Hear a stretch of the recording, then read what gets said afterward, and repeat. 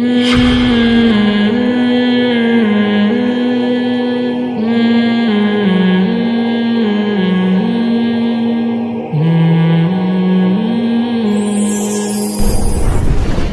مسائل ہمارے یہ نہیں ہیں، اصل مسائل کچھ اور ہیں. اصل جو ہمارا مسئلہ ہے نا، اللہ سب سے پہلے ہم سے قیامت کے دن سوال پوچھے گا، ام خلقوا من غیر شیء ام هم الخالقون. یہ مجھ سے بھی ہوگا، یہ ڈونلڈ ٹرمپ سے بھی ہوگا، یہ امریکہ کے موجودہ صدر سے بھی ہوگا، یہ جاپان کے صدر سے بھی ہوگا، یہ سوال ایک رکشے والے سے بھی ہوگا، ایک ٹماٹر والے سے بھی ہوگا، یہ مرد سے بھی ہوگا، یہ عورت سے بھی ہوگا، یہ غریب سے بھی ہوگا، یہ امیر سے بھی ہوگا. کیونکہ اللہ کو ہمارے ان چیزوں میں دلچسپی بالکل بھی نہیں ہے. اللہ کو جن سوالات میں دلچسپی ہے کہ ان کے تم نے جواب دیے کہ نہیں دیے، وہ سوال اللہ نے قرآن میں ہائی لائٹ کر دیے اور بتا دیا جو یہ کوشچنز ہیں جن کے بارے میں تم سے قیامت کے دن سوال ہوگا. اس نے خود اپنا کلام نازل کر کے بتا دیا کہ ان کی تیاری کر کے رکھو. میں تم سے قیامت میں نہیں پوچھوں گا دھرنے میں کہ تمہارا کیا تجزیہ تھا کہ یہ کامیاب ہوگا دھریا کہ کامیاب نہیں ہوگا. میں تم سے یہ نہیں پوچھوں گا. اللہ جو ہم سے پوچھے گا سب سے پہلا سوال خوب ذہن میں رکھیں، ام خلقوا من غیر شیء ام هم الخالقون. خود بخود وجود میں آئے تھے، ایک دھماکے کے نتیجے میں وجود میں آئے تھے، بندر سے اتفاق سے انسان بن کے وجود میں آئے تھے، یا تم نے خود اپنے آپ کو بنایا تھا؟ اس سوال کا مجھے بولو جواب چاہیے. ہم میں سے بہت سے لوگ اس سوال کے جواب میں دلچسپی نہیں لیتے. بڑے جو سائنس کا طالب علم ہے وہ خدا کے انکار میں بڑے آرام سے کنی کترا کے نکل جاتا ہے. کہتے ہیں یہ سائنس کا ٹاپک ہے کہ انسان کیسے وجود میں آیا. سائنسدانوں کی رائے پیش کی جاتی ہے، یوں ہوا تھا پھر یوں ہوا تھا پھر یوں ہوا تھا، کروڑوں اربوں سال میں یہ وسیم بھائی وجود میں آ گئے. سمجھتے ہیں کہ نہیں سمجھتے؟ حالانکہ یہ سائنس کا ٹاپک نہیں ہے، یہ تاریخ کا ٹاپک ہے. یہ کس کا ٹاپک ہے؟ ہسٹری کا، تاریخ کا. اور جب انسان وجود میں آیا تھا تو اس وقت ہسٹری بتانے والا اور لکھنے والا کوئی بھی موجود نہیں تھا. لہذا یہ ایسا ٹاپک ہے کہ اس کی اسٹارٹنگ تک میں اور آپ اپنی کھوپڑی استعمال کر کے پہنچ ہی نہیں سکتے. یہ ایسے ہی جیسے سائنسدانوں سے آپ پوچھیں کہ عمران خان جیتے گا یا ہارے گا، وہ بولے گا بھائی یہ تجزیہ نگاروں سے جا کے پوچھو. ڈاکٹر سے پوچھ رہے نا اپنے کسی محلے میں ڈاکٹر سے کہ آپ کا کیا خیال ہے حکومت پلٹے گی کہ نہیں پلٹے گی، وہ کہے گا مجھے کیا پتا، میں تو تیرے گردے کے بارے میں بتا سکتا ہوں کہ وہ صحیح کام کر رہے ہیں کہ نہیں کر رہے. تو پہلا سوال جس کا مجھے اور آپ کو جواب تلاش کرنا ہے، اور ایک طرف ہو جانا ہے یہ جواب تلاش کر کے، ایک طرف ہو جانا. اگر ہم خود بخود بنے، کوئی بنانے والا نہیں ہے، تو بھائی یہ ٹوپیاں جو آپ نے پہنی ہوئی ہیں نا، بہت نیک مسلمان بننا تو دور کی بات، یہ ٹوپی پہننے کے تکلف کی بھی ضرورت نہیں، کیونکہ اس میں بھی تھوڑا سا انسان مولانا ٹائپ کا لگ رہا ہوتا ہے. بالکل وہ لبرل اور ماڈرن ایک پڑھا لکھا نہیں لگ رہا ہوتا. ٹوپی سے تھوڑا سا دیہاتی پن، بولتے کیوں نہیں، آ جاتا ہے. تھوڑا سا لک آتا ہے کہ لگ رہا ہے کوئی پرانے زمانے کا آدمی ہے. داڑھی تو پھر بہت ہی آپ کو 1400 سال پہلے دھکیل دے گی پہاڑوں پتھروں کے دور میں. پھر آپ وہ ڈریس پہنے جو انگریز پہنتے ہیں، وہ اسٹائل ہونا چاہیے جو کس کا ہے. بلکہ ڈریس پہننے کی تکلف کی بھی ضرورت نہیں ہے. کیا ضرورت ہے خام خواہ کے بیٹھ جاؤ یار. آپ کو برا لگتا ہے 2-4 دن برا لگے گا، اس کے بعد لوگوں کو وہی اچھا لگے گا، وہی اسی کے عادی ہو جائیں گے لوگ.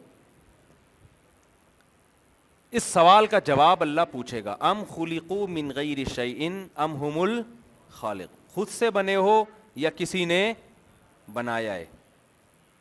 میرے بھائی اگر ہم خود بخود وجود میں آئے ہیں تو پھر life is the name of entertainment. 4 دن کی زندگی ہے، رمضان شوال سے ہمیں کوئی واسطہ نہیں ہونا چاہیے. زکوٰۃ کیا ہے، روزے کیا ہیں، ماں باپ کیا ہوتے ہیں، یہ سب فضول قسم کی باتیں. ماں باپ نے اپنی لائف کو انجوائے کیا یار، زندگی گزار دی. اب بڑھاپے میں کھانس رہے تو جاؤ اولڈ ہاؤس میں جا کے کھانسو، ہماری زندگی تو خراب نہ کرو نا.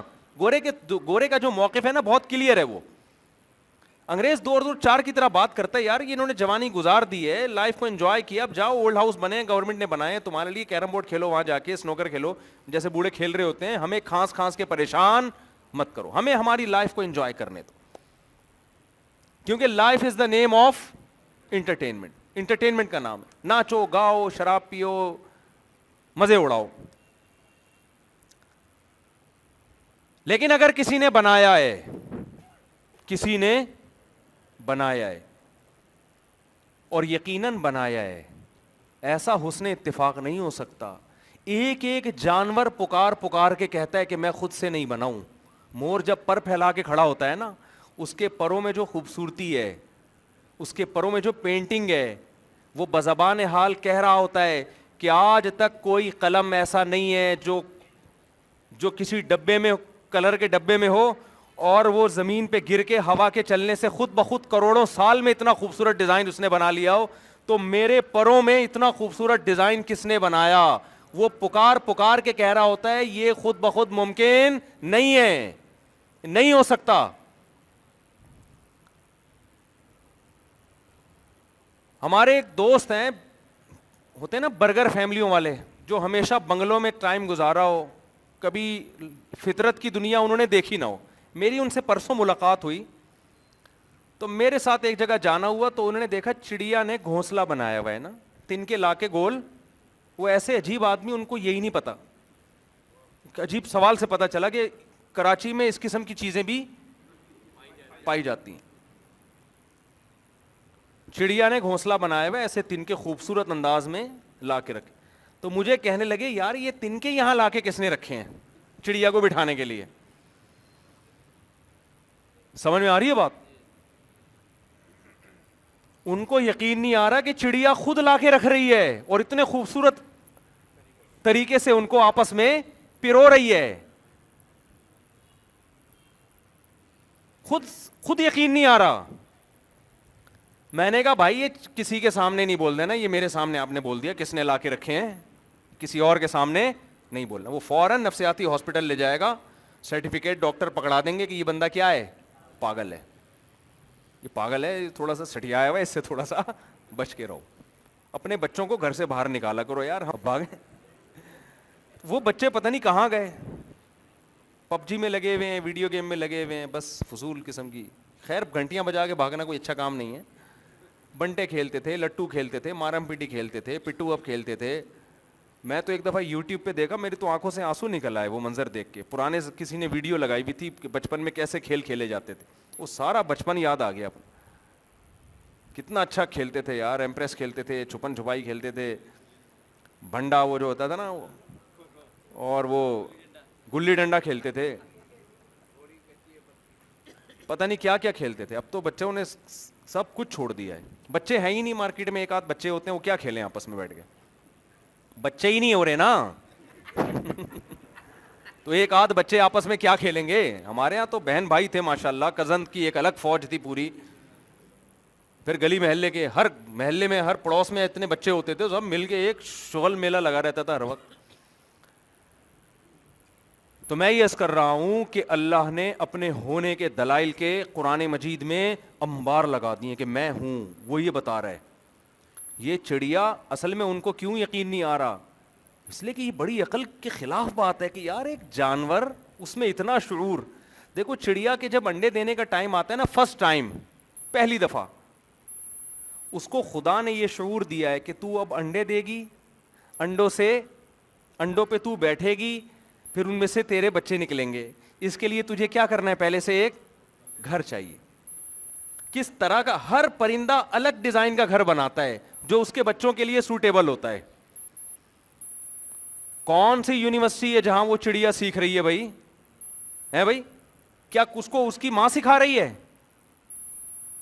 کیا اس کو اس کی نانی نے سکھایا؟ کلچر نے سکھایا؟ آپ ایک چڑیا کو بچپن میں تمام چڑیاؤں سے الگ کر دیں، ایک پیئر لے لیں، کسی دوسرے چڑا چڑی کو دیکھنے نہ دیں، وہ بھی یہی عمل کرنا شروع کر دے گی.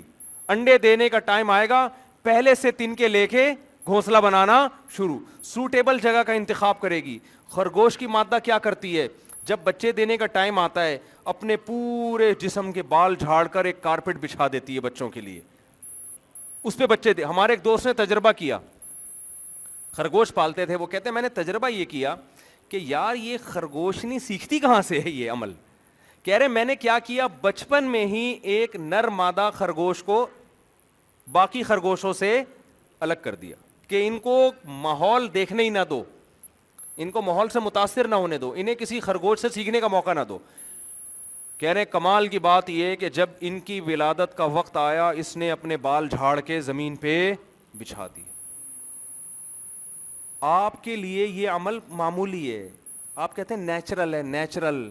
اللہ جگہ جگہ قرآن میں کہہ رہا ہے فلا ينظرون الى الابل کیف خلقت. او بھائی دھرنے میں شریک لوگوں, کیا تم دیکھتے نہیں ہو؟ او بھائی اپنے وسائل میں غور کرنے والے لوگوں, ہر وقت کاروبار بزنس کی خبر کرنے والے لوگوں, ہر وقت گھریلو ٹینشنوں میں پڑے ہوئے لوگوں, افلا ينظرون الى الابل کیف خلقت, اس اونٹ کو دیکھتے نہیں ہو کیسے پیدا کیا گیا؟ یہ اللہ کے مسائل ہی کچھ اور ہیں.